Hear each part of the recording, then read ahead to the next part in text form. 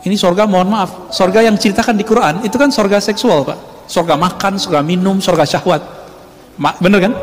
Fakihatau, ya, fakihah, fawakih, apalagi kawaiba atraba, itu semuanya masalah makan minum seks, hiburan, jalan-jalan, itu aja isinya. Shalom sahabat yang terkasih dalam nama Tuhan Yesus, puji Tuhan kita bertemu kembali dalam kasih-Nya. Saya pernah ya memaparkan surga saya dahulu sebelum kenal Tuhan Yesus di sebuah channel, namanya channel Murtadin Indonesia. Saya nggak tahu channel itu kemana sekarang sahabat. Nah, channel itu adalah milik Tamparagi ya.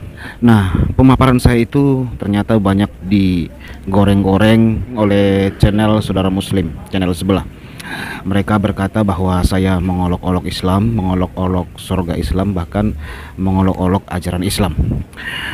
Apa yang saya sampaikan itu bukanlah olok-olokan sahabat, tetapi sebuah pernyataan yang saya dengar langsung dari guru agama saya, bahkan guru ngaji saya. Itu yang saya ketahui ya.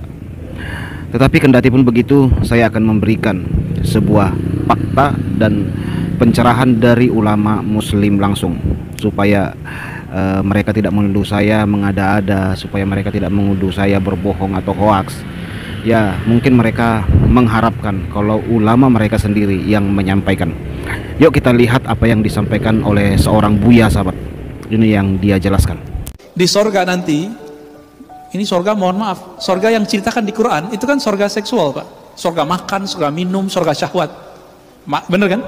Fakihatau, ya, fakihah, fawakih, apalagi kawaiba atraba, itu semuanya masalah makan minum seks, hiburan, jalan-jalan, itu aja isinya. Jadi sorga yang diceritakan dalam Al-Quran, maka kemudian diceritakan oleh Nabi. Di saat nanti semua orang sudah menikmati semua fasilitas sorga, mereka kemudian bertanya, yang punya sorga mana sih? Gitu.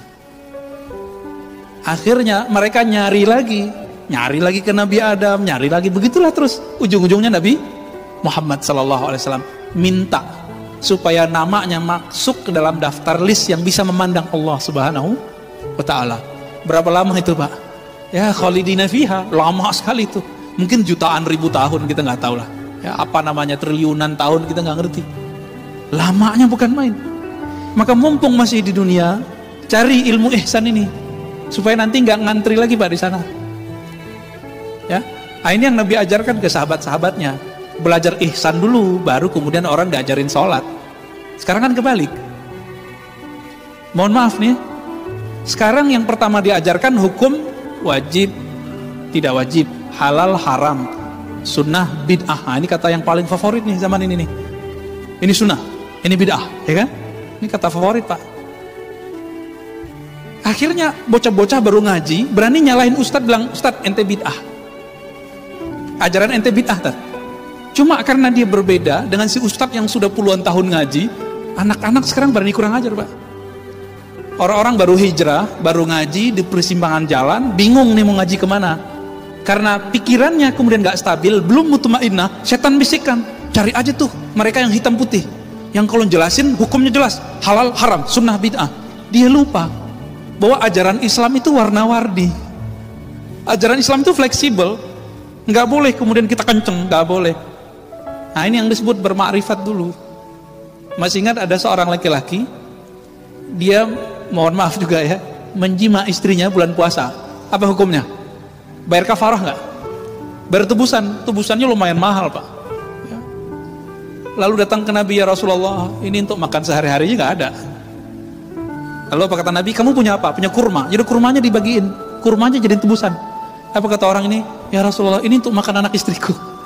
Lalu apa kata Rasulullah? "Ya sudah, ente makan. Jadikan kasih ke anak istrimu, itu jadi kafarah." Elastis Pak. Kenapa orang hari ini kalau belajar hukum fikih itu langsung saklek? Karena nggak belajar makrifat dulu, nggak belajar ihsan dulu, langsung belajar Islam. Ini akibat kebalik belajarnya. Nggak belajar adab dulu sebelum belajar ilmu. Akhirnya ilmu nambah, sombong nambah. Bener gak nih? Ya, ilmu nambah, sombong nambah. Ilmu nambah, suuzon nambah. Ini jadi musibah hari ini, ya, musibah di mana-mana. Yang terkasih, jelas ya, bukan saya yang mengatakannya, tetapi Pak Ustadz. Dan pengajaran-pengajaran seperti ini sebenarnya bukan hal yang tersembunyi ya. Saya rasa di YouTube, di media sosial banyak Ustadz menyampaikan hal ini. Tetapi oleh karena mungkin saya yang menyampaikannya digoreng-goreng lah oleh mereka, mereka menolak. Katanya apa yang saya sampaikan itu, mereka katakan itu adalah olok-olokan kepada surga muslim. Ya, lucu juga ya, kok mereka menolak gitu. Tidak ada di surga Islam gitu-gitu kata mereka. Lucu sih saya rasa, sahabat ya. Tapi ya sudahlah, saya akan menjelaskan tentang surga kekristenan ya. Kalau surga kekristenan itu tidak ada kawin mengawin di surga, hidup seperti malaikat di surga, itu saudaraku. Jadi ada orang berkata, apa sanggup nanti kita di sana tidak ada seks di surga? Ya saya bilang sanggup. Malaikat itu di surga kan tidak pernah seks. Malaikat di surga itu kan nggak pernah seks. Tetapi mereka tidak pernah tuh menuntut supaya diberikan bidadari atau lawan jenis mereka untuk seks di surga. Tidak pernah tuh. Malaikat di surga sana itu tidak pernah seks. Betah tuh di surga, sukacita mereka. Kan gitu sahabat yang terkasih. Jadi kita di sana ya memang tidak ada seks, itulah surga Kristen. Kan tidak ada ayatnya berkata di firman Tuhan bahwa Tuhan itu bersemayam di atas birahi-birahi umatnya. Tidak ada. Nah kalau di surga ada seks pasti ada nanti birahi-birahi di sana kan. Ada nafsu gitu. Apa pantas? Ini menurut pandangan saya. Apa pantas di tempat yang suci itu ada begituan?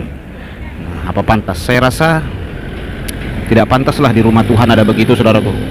Di rumah kita saja kalau ada begitu-begituan, pamannya ada tamu langsung berani begitu-begituan, rumah kita udah kita usir, sahabat.